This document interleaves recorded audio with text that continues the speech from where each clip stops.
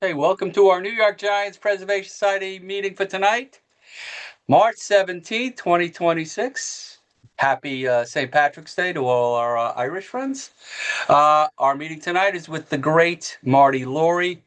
Marty is going to be talking about a lot of things, and I'll point those out in a few minutes. Next week, we will revert to next week. We have opening day is on Wednesday when the Giants face the Yankees on Netflix. And then Thursday, we will have Russ Bertetta, who's on board tonight. Russ is going to give us a virtual tour of Oracle Park, pointing out everything about the park and especially some of the stuff having to do with the New York Giants at the park. So tonight, it is my privilege to reintroduce Marty Lurie. Marty does the weekends on KNBR, the pregame shows for the Giants. He's just a renaissance man. He does everything. He mentors people like Eric here, who's been on his show, and vice versa. He's got his own YouTube channel now. He's got a wonderful documentary that just came out. And he's also going to be talking about the upcoming season with the 2026 New York Giants. So, why don't we all give a nice round of applause to Mr. Marty Lurie?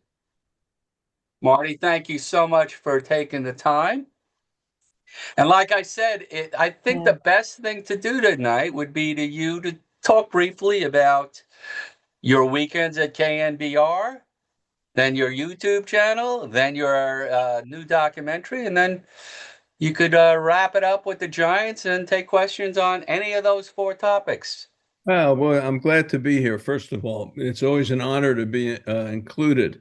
On KMBR, I'm on every Sunday morning, 4 hours before the first pitch.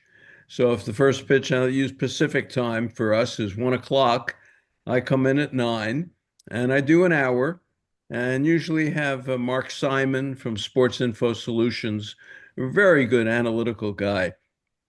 Bruce Jenkins, one of the outstanding sports writers in the Bay Area, the professor, the bench coach for the Italian team, who is drinking that espresso. He had a great time. I'm happy to talk about that. I talked to Woe yesterday before the game. And then Glenn Kuiper, who's going to be doing some play-by-play for the Giants on the radio. So that's our Sunday show, and usually Kerry Crowley follows me, and he and I disagree on just about everything. So it's a lively hour, 15 minutes, and then Kerry takes it pretty much up to game time after that. So I'll be on this Sunday. The team is in Sacramento. It's hard to believe spring training is just about over. There are very few games left, even in Scottsdale, and they will break camp Saturday. Saturday night, they're going to fly to Sacramento and play the River Cats Sunday. I'll be on at 3 o'clock Pacific time on Sunday. And then they play Monterrey from the Mexican League on Monday and Tuesday. And believe it or not, the Yankees come in on Wednesday, and it's a big deal. And Joan knows a lot about this. I'm sure Russ does as well. They've taken over the park. They're going to have 100 kayaks out there with, kayak Dave. Dave is out there. He's going to be out there, McCovey Cove Dave. They're going to have fans in the kayaks. There's going to be a huge, sounds like a 2 to 3 hour pregame. I mean, these guys have to take batting practice at some point, but I think Metallica is coming and they're going to set up a stage out there for that. And then eventually play a baseball game, which should have Logan Webb going for the Giants that day. And of course, it's exciting to see him in the WBC, but you don't know what effect that's going to have on him. High energy pitching, and even tonight, this is high energy baseball that's going on right now. And then all of a sudden you stop and you're back to exhibition baseball. It's weird. So he'll pitch opening night. And then Max Fried, I think, is going to be the pitcher for the Yankees on opening night. So that's coming up. Heck, as Eric says, 8 days from now, we got the opener coming up. So that's what's going on with me with KNBR. The other news, Randy Want to Field. talk about Marty Lurie and friends talking Yeah, ball? yeah. On YouTube, Eric really was the catalyst who got me to do this. And we'll do more as the season starts. We'll do some post games on YouTube on Sunday with Larry Kruger and Eric. But it's Marty Lurie and friends, uh, basically talking baseball. But if you look up Marty Lurie and friends on YouTube, you can subscribe. And we try to go at least once a week. And it's a discussion like this. There's no holding anything back. I say what I think. I like having friends on and people who, want to share their opinions. So I've always wanted to do this, and Eric put it together for me and made it happen. So Marty Lurie and Friends, that's on YouTube. So we Now, got, one question about that. Who is that fabulous introductory singer? and she's getting better. It's my granddaughter. Ruby Barmay, and she's a senior, and she loves singing, and she just did a big play in the Bay Area. So yeah, that's my granddaughter, and so she does the introduction, man, and she wrote the words and did the whole song for us. So that's what's going on there. So that's professionally sort of what I'm doing. We got the YouTube and we got KMBR, and I'll be going up obviously to the Bay Area on Tuesday for what is our annual dinner. It's called Mardi Gras. And we have probably 110 people coming to Original Joe's in North Beach, and that'll be from 6 to 9. Last year, the mayor came by. Greg Papa, our dear friend, who's in the hospital now with bone marrow transplants and all that. He was there last year. Bonte Hill come by. Larry Kruger. We had the mayor there last year. He came by. So it's a night of having What? dinner. It's a night of Fine, I'm having. coming up. Please shut off your who's ever. Uh, This is what I like about this. No, this is what Martin Three and Friends is all about. Um, so we had the mayor there last year, and that was good. But there are no speeches. It's just people getting together, enjoying baseball, and getting ready for the opening of the season. So we take over about 2/3 of the restaurant. And for people who come, we always give a gift away, beads for Mardi Gras. And then we'll have some special gift from the Giants that we'll give away, a unique gift for everybody who comes. So we'll have about 110 people coming there. So that's coming up Tuesday night. That's Tuesday night. Wonderful.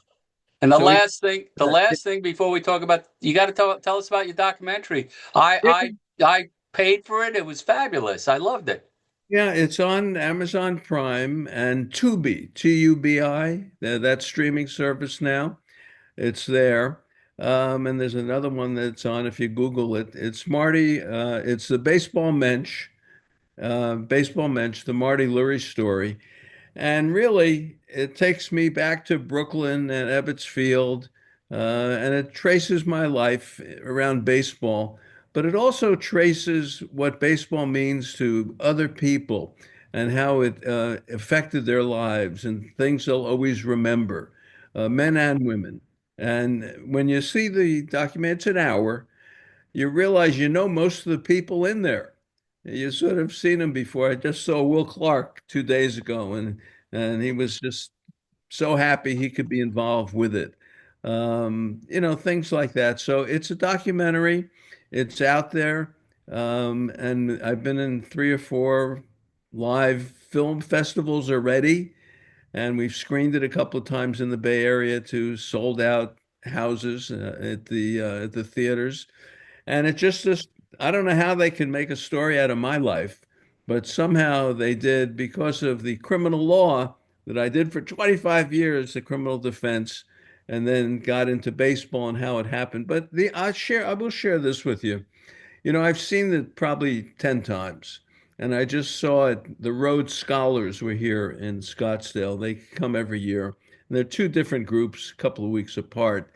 And they're wonderful baseball fans, wonderful fans, and they travel all over the country going to different things. And I said, well, let's show them the movie, and then I'll talk afterwards about it. And I did. And I watched it again, and I said, I'm actually telling my life here. All the things, many of the things, we don't get into the family stuff too much, but the ins and outs of what happened to me in criminal law and how I got in and how I got out and why I got out. And I really have been in my whole life a somewhat private person. I haven't really laid out my life. And all of a sudden I said, I'm telling my sort of intimate secrets to some extent to people I don't even know, thousands of people. And I said, God, it was interesting. All of a sudden it dawned on me because it's like when I do the shows, I think I'm talking to myself. And I swear, but I could be talking to 500,000 people, who tune into Giants baseball. And it's just incredible. But I've always had this feeling that it's just me talking to you.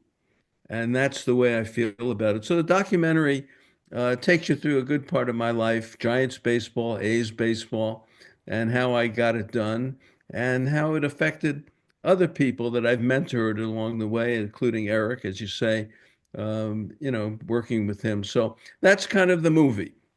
You know what? Basically, I just wanted to say about the movie.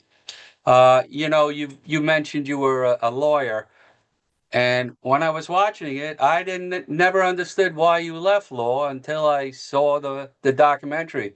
It was really a wonderful, entertaining, and informative hour on your life, and I it, appreciate it it. was really well done. So Yeah. kudos to you and your staff who put it together. Yeah, Randy Field, Michael Pickman, Toon, Charlie Pearson, they deserve the credit. Because look, they interviewed people, and this went on for about a year and a half. And I said, well, the only movie that took longer was Ben-Hur, and I said, well, can we finish this already? So they finally did finish it and they showed it starting last August. And they really, really did a good job. Honestly, it's not just my story, believe me, but the way they did it with their editing. You sit for an hour and it flies by, and it's compelling. It's really good, really good. But Be- thank you very before much for before you listening. came on and before we started recording, you mentioned that you're going to be possibly traveling to some places, and we have a wide audience here of people who live in Jersey or upstate New York or San Francisco. Could you just mention where you might be accompanying the film? Sure. The plan is coming up. First is the Phoenix Film Festival, which is the beginning of April. So I know it's being shown twice, around April 12th or 14th, somewhere in that range, right here in Phoenix. So that's happening. Then June 13th, I've been invited to come, and they're bringing me to the Charlotte Jewish Film Festival in Charlotte, North Carolina. And I will be there on June the 13th. They have a big venue that they have, and it's going to be a big deal that they're bringing me to their film festival. I was quite honored. So I accepted that, and June 13th, I'll go there.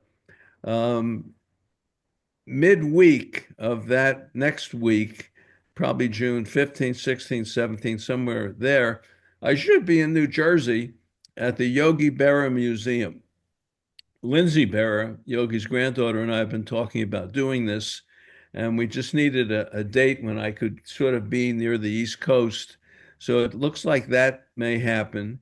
And then on the 20th, I have been invited to come to Cooperstown to show the film in Cooperstown in their bullpen theater and do a Q&A, and I'm hoping Ron Wotus comes with me.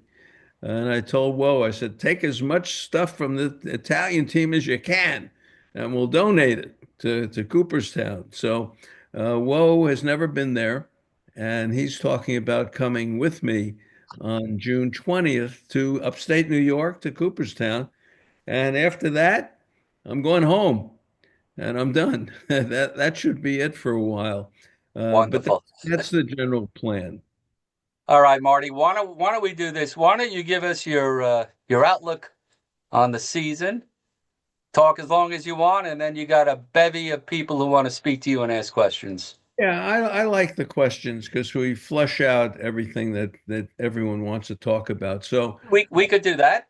no, What? let me give a little beginning, Go and ahead. then we can do that. But I've been through a lot of spring trainings, and I've seen a lot of baseball in my life.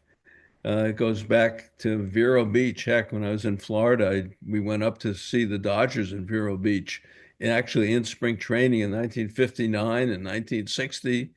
The Washington Senators were playing, and Armin Killebrew and Roy Sievers and all that. So I've been around baseball springtime a lot.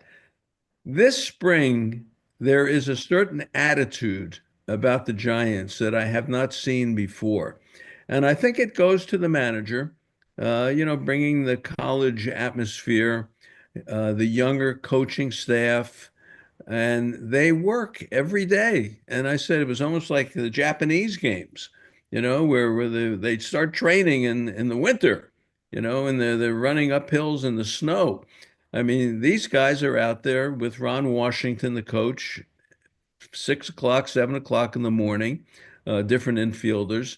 But then they take infield, they do base running drills, they throw from the outfield. They do pop-up drills. They do covering first base of the pitchers, the PFP stuff. So I'm seeing a different type of attitude. And other teams that play spring training, they come in and throw a couple of pitchers and they go play golf. Giants don't do that. The Giants have a core group of players who are probably a year or two away from the major leagues, and they play them and they play to win. And Tony Vitello wants to win. His hitting coach was telling me the other day, Hunter Mentz, he said, look, when we lose a game, Tony gets upset. He really wants to win every game. And that's a new attitude for me to see that in spring training. Years ago, spring training would end April 12th. Gaylord would go 9 innings, and we'd be ready to go, and Marichal would be ready to go. This thing, it's going to start next week, and Robbie Ray and Webb and Tyler Malley and Landon Roop, these guys have got to be ready. Who knows if they will be, because it's a very early beginning to the season next week. But the main thing I'm trying to get across is the young players have made a difference, and 1 through 9. Now, Arise isn't here now, and Lee is back from the Korean team. 1 through 9, when you watch a Giant game now, you're not walking away. You want to see the at-bats. And there's still some competition going on, and I know we'll talk about the Encarnacion versus Matos, Susak versus Haas, the catcher, Casey Schmidt and Koss. Where do they fit in? What do they do in the outfield with Brennan and Drew Gilbert? And heck, everywhere you go, I could go out to dinner at Main Street in Scottsdale, and the waiter will say, "Oh, you do the broadcast for the Giants?" I'll say, "Yeah, I do." He says, and he'll say, "What about the bullpen?" Everybody in the world asks the same question. What about the bullpen? And who knows? And that's another little different twist on this spring training. Ryan Walker, I would assume, is going to be the closer, but after that, you could start picking names out of a hat for who's going to be in this bullpen, and especially the left side now. It looks like it's solidified with Luke Casey and Gage and Miller. Miller pitched the other night against the Reds and looked extremely good. But he's got to pitch every other day or every third day, and is his back okay? So my point is the offense 1 through 9, you're going to love. I think it's different. The defense is good. I haven't seen a rise in 2 weeks, so I can't say too much about him right now, but you're going to love his at bats. the bullpen is the work in progress. And in baseball today, and you're going to watch these WBC games, you see what goes on there. You know, the guy goes 4, 5, 6 innings, then the parade starts. And that's what the Giants are going to have to get together. But I personally feel that this is a better team. I like the attitude. I like the way they're approaching the game. And now it's up to Buster to get a bullpen together. Look at Rogers came in and got such a big out the other night. Every time Rogers comes in, I just say, get ready, ground ball to second, because that's what happens. And sure enough, ground ball right up the middle and double play, he's done. They miss him. They do. They miss Duvall. Peguero is hurt. He's got a bad hamstring, a grade 2, so he's probably going to be out for a month or two. Um, they're a little in trouble on the right side as to how they're going to deal with it. So that's something that we can talk about tonight. But in general, they're 16-7. The record doesn't matter. Last year they had the best record in the Cactus League too, and look what happened. So, but I will tell you, from a baseball standpoint, I feel it looks different. I feel it looks different. Hauser and Malley are legit pitchers. Malley especially. He doesn't say anything. Guy just he doesn't say much. I had him on and we did a nice 15-minute interview. I'm sure it's archived at cambr.com. But boy, 92, 93, 83, 84, 85. And Bochy told me, I was sitting in the dugout the other day, and Bochy said, this guy is a winner. If he's healthy, he's a guy who's not just a 5. He could be a 2 or 3 in the rotation. And Hauser's steady too. He says he just throws that sinker, and that's what he does. He loves the sinker. So Landon Roop was so-so. I worry about him a little bit. The fastball command has not been great down here. He's relied a lot on the breaking ball down here, and of course you got to set it up, but he's got to throw more strikes. But pitching wise, starting pitching, I think they're solid. And I think the bullpen is the one thing that we talk about. So that's my general take on it. I feel positive about what I'm seeing down here. I feel good about it. Sounds like the Will Clark retirement number speech, which I loved. I'm ready now. Thanks, Marty. Uh, we're Well, gonna go to. I'm gonna give you guys a chance first, and then I'll ask my questions. Mr. Romo, you are up. All right, thanks, Gary. Marty, great to talk to you again. Yeah, we have our conversations weekly. It's so much fun. what's You your mentioned you mentioned something about in your movie, and I love this. You talked about how baseball affects other people, and I thought the movie did a fantastic job capturing the stories of other people. Here, just recently, the Bay Area lost a few journalists. Right, we lost a few, and then we got a guy in Scott Osler who no longer works for the Chronicle. Who were the people? I mean, how did they receive you when you started getting into the business of talking baseball and sports? Who were the journalists that were able to kind of get in your corner and help you with that the change of career from going from a lawyer to talking baseball? Sure. And then secondly, if you could talk about Matt Chapman, it looks like he's got a little bit of a different approach. It looks like he's going to right field from what I've seen and monitored. So I'd just like to get your takes on what you've seen with Matt Chapman since you got eyes on the ground. Sure. We'll start with Chapman. He's had a decent spring, not many home runs, but clearly is get the bat on the ball.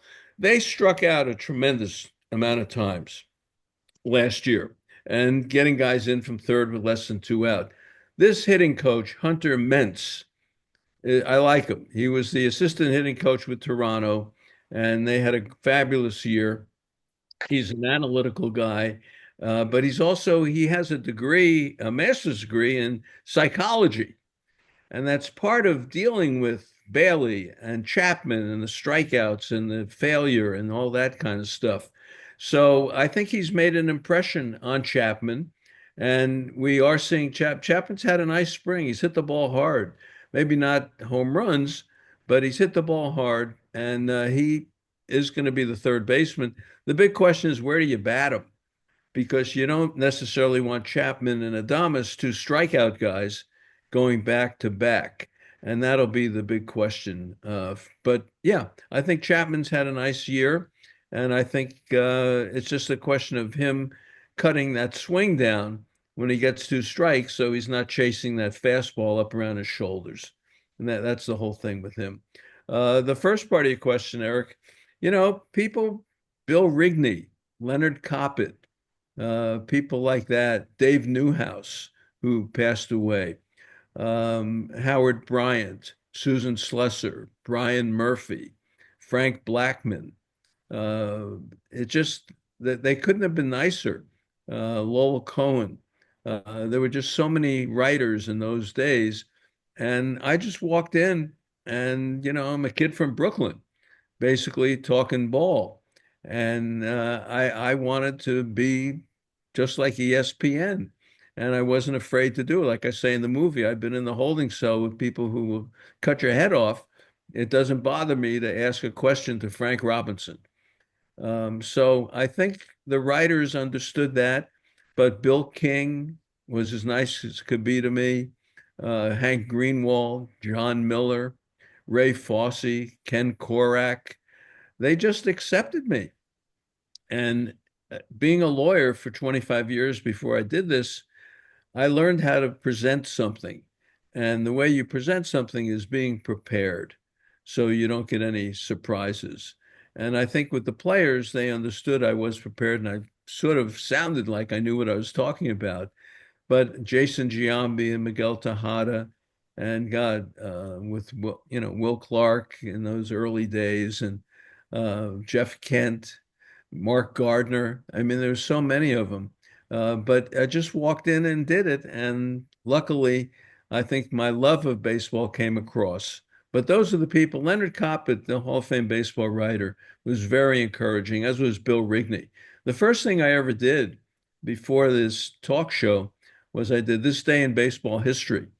And I did one event every day from baseball history. But the thing was, I found somebody who was there that day. So the Bill Rigneys of the world and Rod Carew and Bob Uecker and all these people, who are part of the landscape of baseball, I would find some part of the box score from some day and say, who can I see from this group?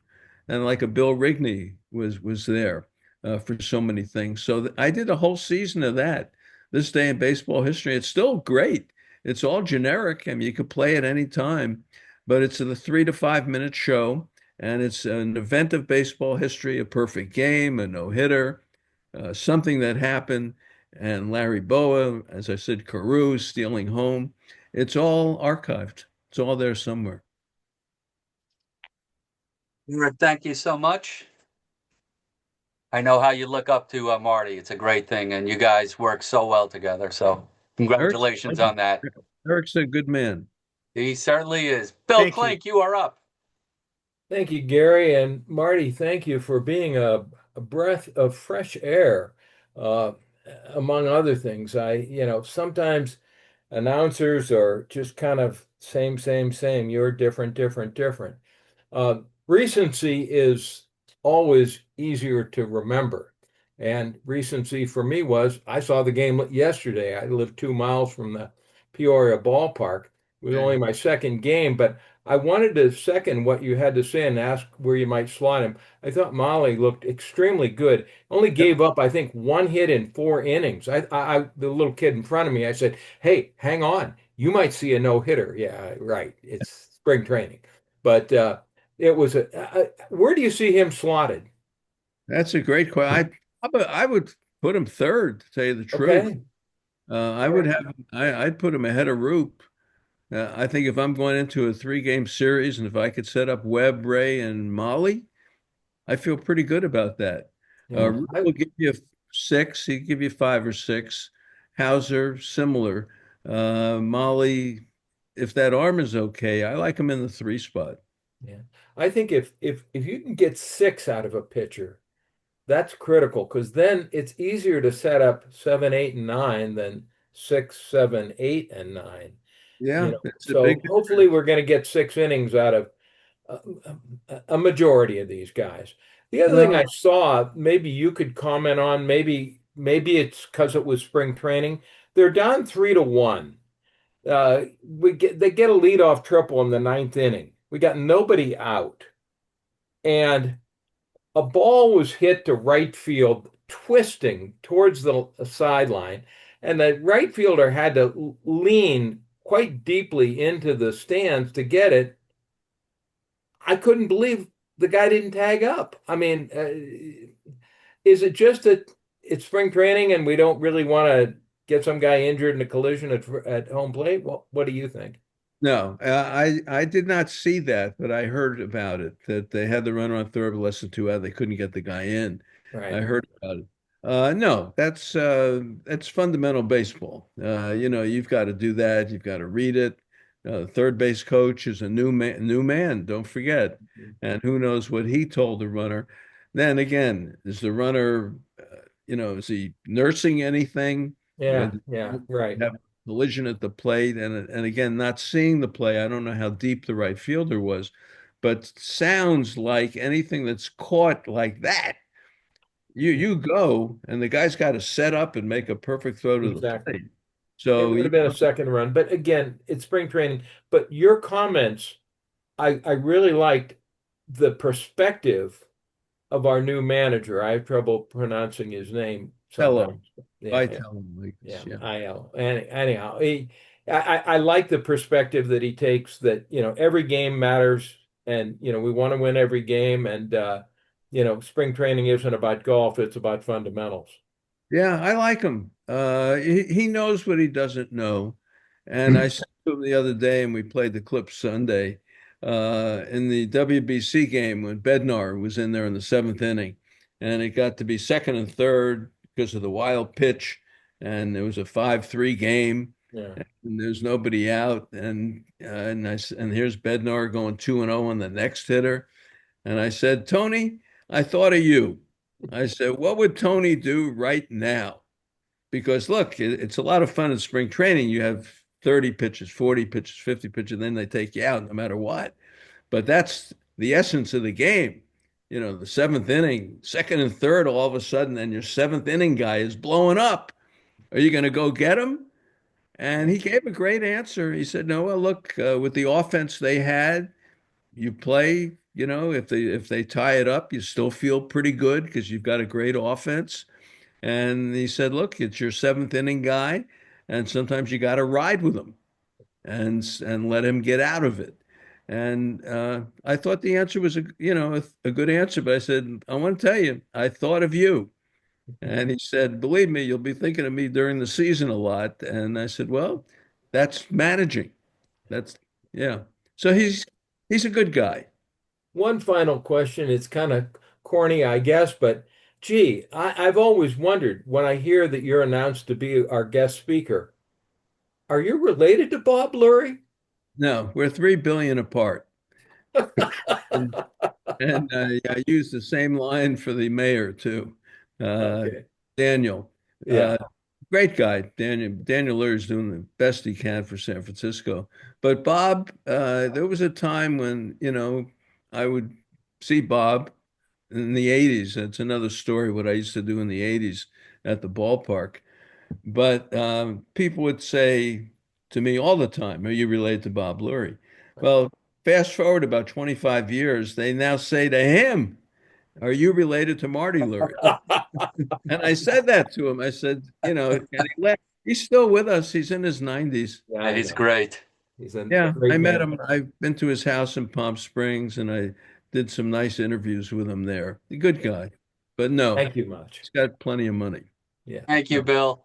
yeah. Let's go to Norm and possibly Josh. Gentlemen, you're up. All right, thank you, Marty. It's always a pleasure seeing you, and it's refreshing. Your optimism is so refreshing because I've been looking for someone to come on this show and say positive things about the Giants for this year. Yeah. So I've got a couple of You're gonna positive love things the to offense. add. You're gonna love the And, offense. and then I have a controversial question after my two positive things. The positive things are last year combined at first and second base, we hit 211 and 337 slugging percentage, worst in the majors. This year, we've got Devers for a full year, and we've got a rise. So we're not going to be last in anything in those categories. As you say, our offense is going to be good this year. As far as defense, we added Bader, a Gold Glove center fielder, to an outfield that was amongst the worst in baseball last year. And he's just putting Lee in right field, taking him out of center field, is going to make our outfield so much better. Defensively, with Ron Washington at the helm there, I think our defense is going to help our pitching tremendously this year. As far as a rise at second base, people keep talking about he's not a good second baseman. Well, he's better than anything we've had. His last full year at second base was 2023.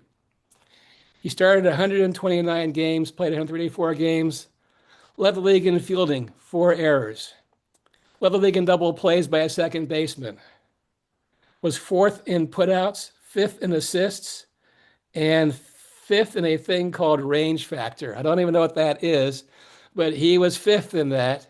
And so people who say he can't field, I'm sorry, but they're wrong. Maybe his range isn't as good as it should be for second baseman, but he seems to have the skills that a second baseman needs to make the plays. Yeah, it may not be pretty, but Wash and Woe both told me the guy can play second base, and they both have told me that. You know, the error thing is weird because you never know what official scorers are doing these days, giving everybody a hit. Ted Kluszewski and Johnny Mize led the league in fewest errors, but they couldn't move 3 feet either way.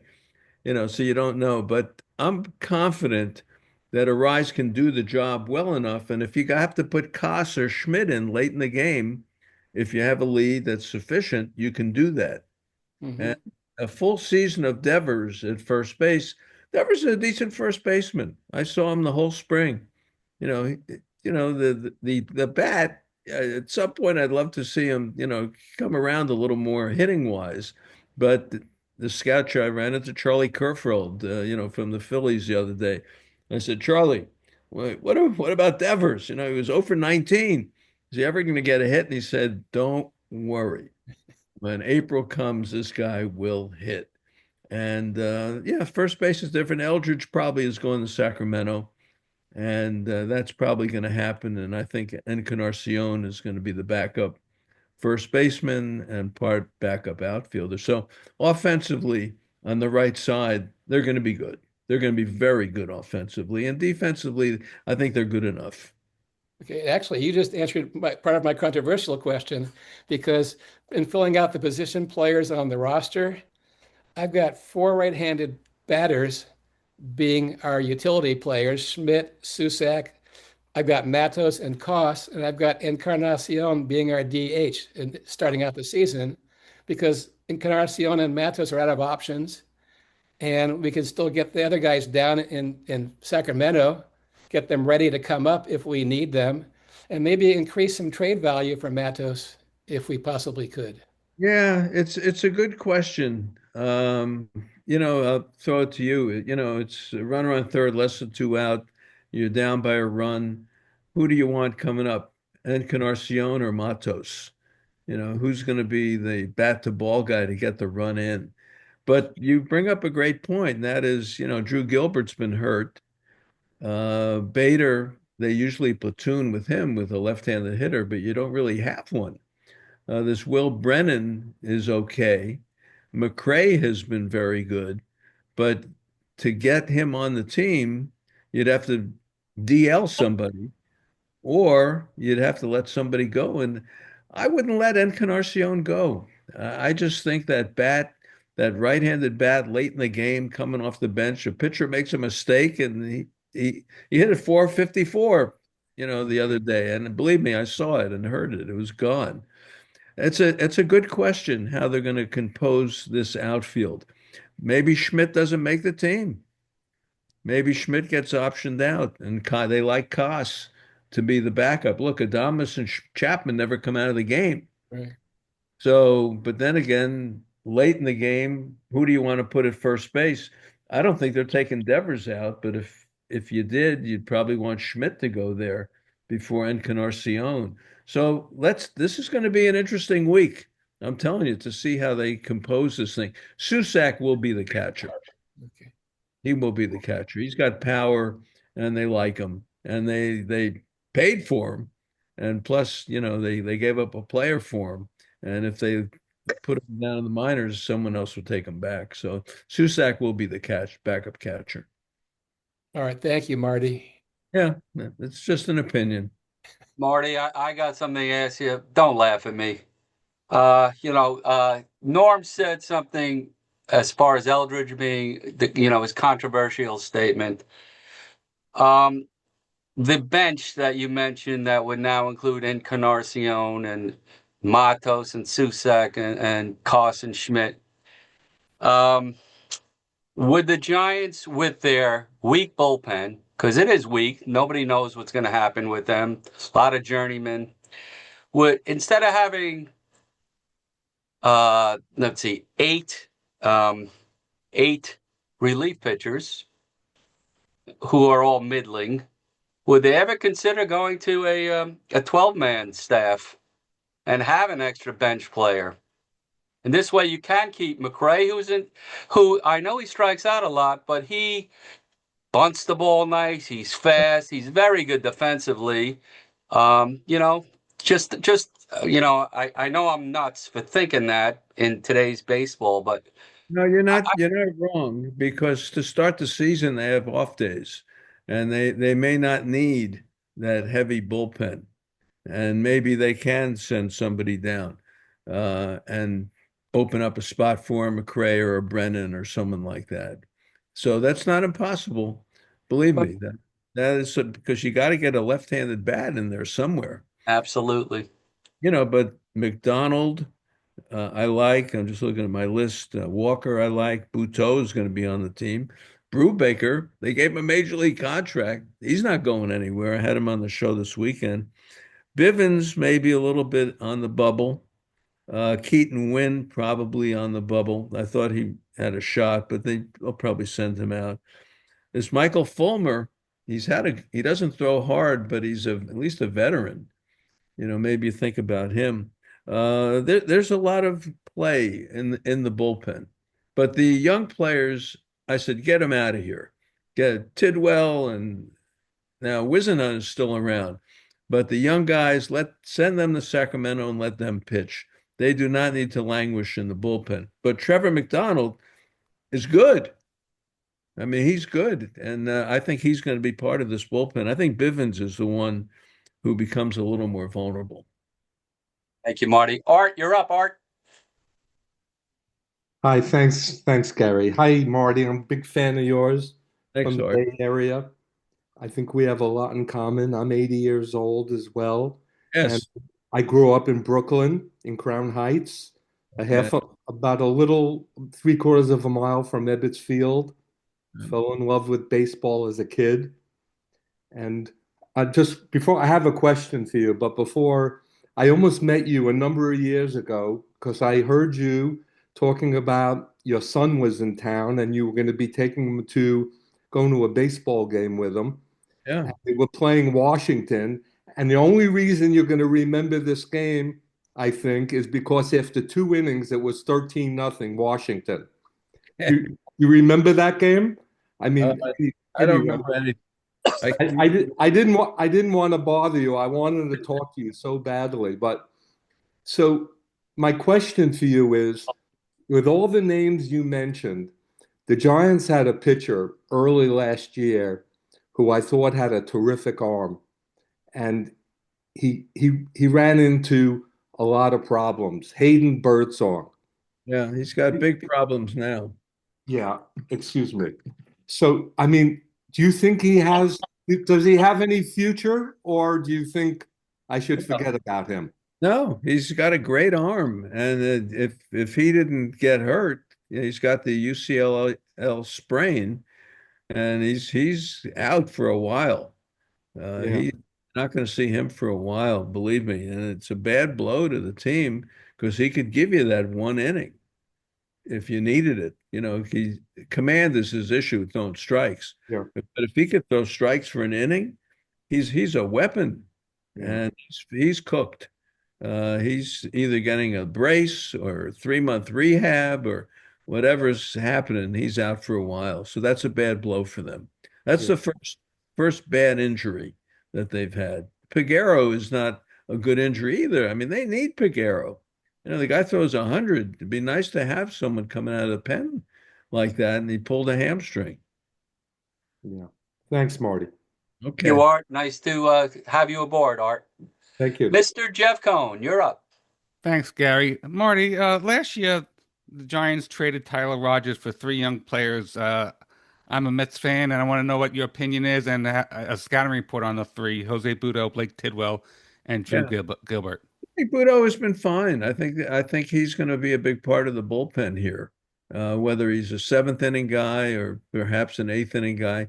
Again, everyone in the world asks the question, "What about the bullpen?" And there's no clear answer yet. So, but he's a major leaguer, and I thought did reasonably well. I remember Gary Cohn on TV saying that he can't get lefties out or he has trouble with lefties. I think it was Gary or Howie or somebody in the Mets broadcast said it. I didn't see that. I think he's okay. Tidwell, big kid. He grew up 90 minutes from the interstate. There was no highway, near where he grew up. And David Weathers was his high school coach. Remember David Weathers? And the kid, Ryan Weathers, is with the Yankees now. The Yankees now, yeah. But they played together in high school. Nice kid, big kid. They sent him out today, and he needs to pitch. So jury's out. Big kid, good arm. We'll see what happens there. Gilbert is, who is he? Peanuts Lowry? Who is he here? Is he Lenny Dykstra? He runs around, he yells and screams, he does all this stuff. He's got a great arm, and probably is a decent backup outfielder because he can run a little bit. But the bat is the big issue, whether the bat's going to play. More than likely, because he missed so much of spring training, more than likely he'll start in Sacramento. But you will see Gilbert during the year. Gilbert. Okay. Yeah. Okay. And everybody has the same question about the bullpen, every team. So, right? Well, this team especially, because you got Eric Miller, who's pitched one inning the whole spring.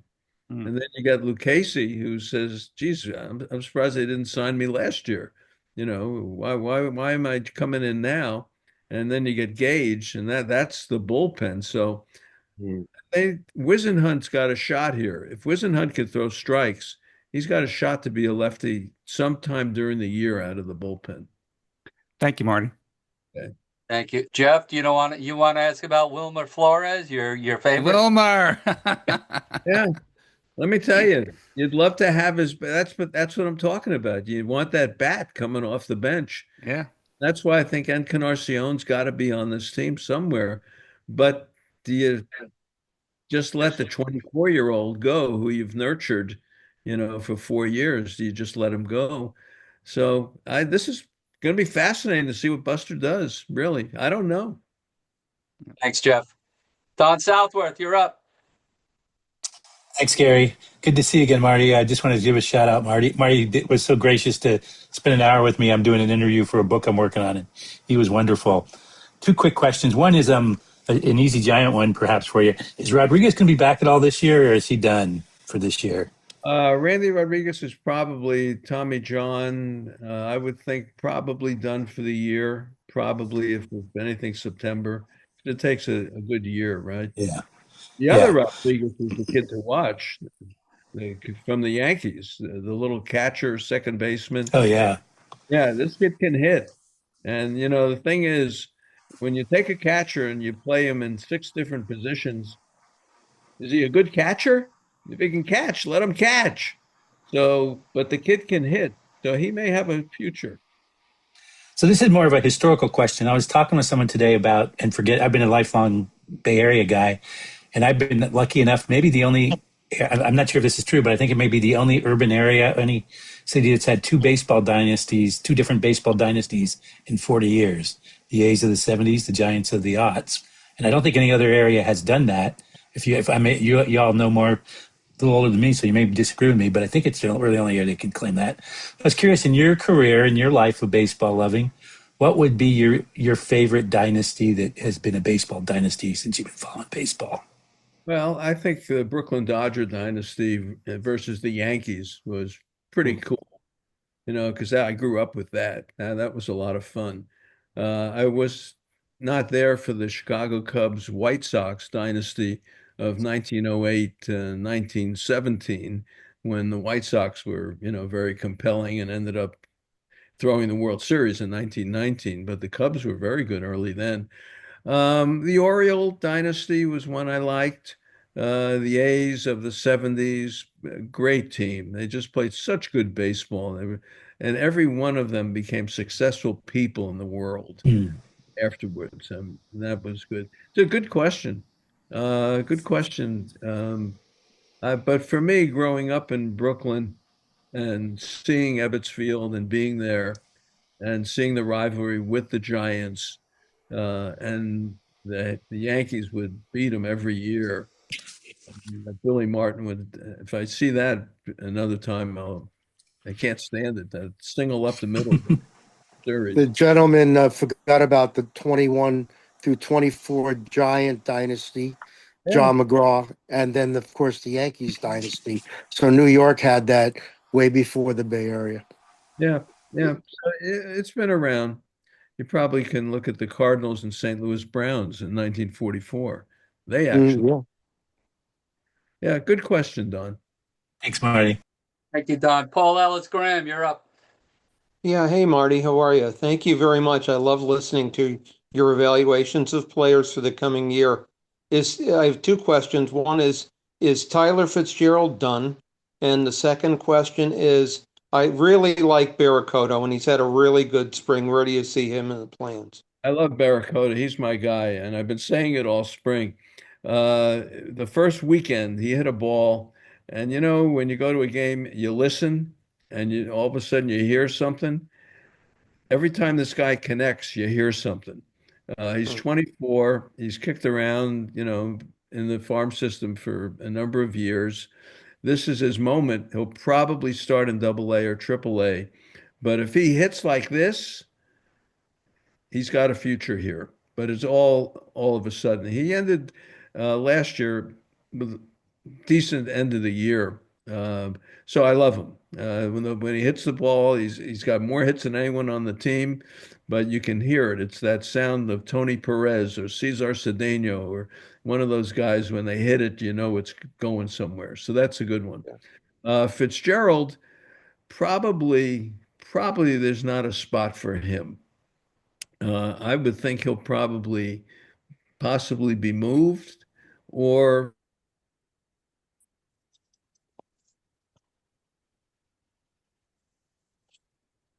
I think Marty froze. Marty, you okay?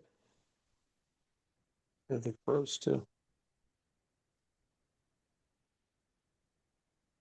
Give him a couple more seconds.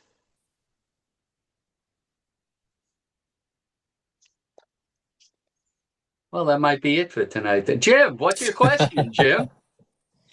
Well, I was going to hit him on Oliver. I want to see what he thinks of Vitello, if he's going to run a little bit more, and if he'd like a guy like Oliver.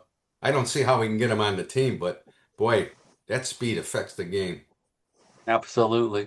That's what I wanted to talk to him about. Well, I know since Marty appears to, maybe he's coming back on. We'll see.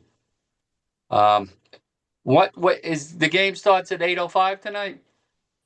I believe so. Yeah, 8 or 5:05, somewhere on there. Yeah. Audrey, it's great to see you. We'll give Marty another minute, then we'll wrap it up so everybody can go watch the game. But don't forget, next week we got Russ on Thursday. We got an opening game on Wednesday. So let's just wait another minute. Wait for a square to pop up. Anybody going to Wednesday's game? The Norm, opening Joan, night? Don. Yeah, yeah. I'm working it, so I'm working. Okay. So what they've been announcing is that there is going to be a bunch of stuff going on, but Friday's going to be the traditional opening day with the Right. flyover and the bunting and the announcing the players and everything. So I don't know how much of that they're really going to do on Wednesday evening. Here's Marty. The bunting's already up. Uh, Yeah, the bunting was up for FanFest. Anybody in the group from San Diego? 2 weeks from today, I'll be down at the Giant Padre game. Anybody there? I have to carry them all myself. You can Marty, do you it, back, Michael. Marty? I got big you. shoulders right behind home There plate. he is. I'll be carrying it home. All right. I don't know what happened. We're going to take 2 more questions so everybody could go watch the game and be happy. Jim, you are up. Yeah, Marty, I've always been disappointed the last couple of years with the lack of athleticism. So when I saw this, I want to call him Oliva, but I think he pronounces Oliva. When I saw him running like that the other day, I said, wow, wouldn't that be a nice little tool to have? I don't see how he cracks this roster, but is Vitello a runner? I don't know what his record at Tennessee was. Can they move the stolen base needle? I think they'd like to. They'd like to run a lot more than they did last year. This kid can run. He gets on and he takes off, but you can't steal first. Right. So but you can pinch run. Yeah. You wish you didn't need 13 pitchers. Come on.